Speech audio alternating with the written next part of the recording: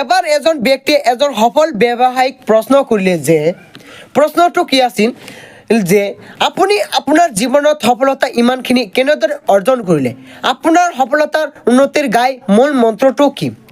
তেতিয়া সফল ব্যৱসায়িকজনে হাই মাৰি উত্তৰ দিলে যে প্ৰথমতে তুমি এটা কাম কৰা, মোৰ গাড়ীত অতি পুৰণি আৰু এটা বেয়া হৈ থকা গাড়ী এটা পৰি আছে, সেইখন লৈ আহাচোন।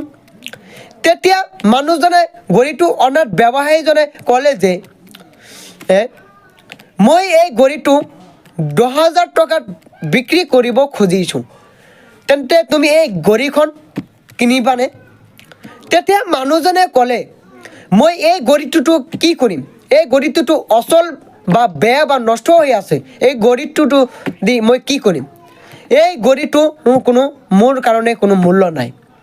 তেতিয়া সফল ব্যৱসায়ীজনে ক'লে যে এয়াই হৈছে মোৰ সফলতাৰ প্ৰকৃত আঁৰত থকা ৰহস্য।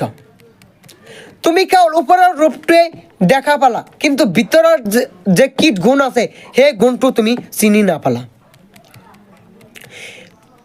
তেতিয়া আৰু সফল ব্যক্তিজনে ক'লে যে এইখন অতি মূল্যৱান গাড়ী, যাৰ বজাৰ মূল্য প্ৰায় 4 লাখ টকা, 4 লাখ টকা, আৰু তুমি যদি প্ৰথমতে 10,000 টকা খৰচ কৰি যদি এইখন গাড়ী কিনিলাহেঁতেন, তেন্তে তোমাৰ তাৰ পৰা লাভ হ'লহেঁতেন প্ৰায় 4 লাখ টকা।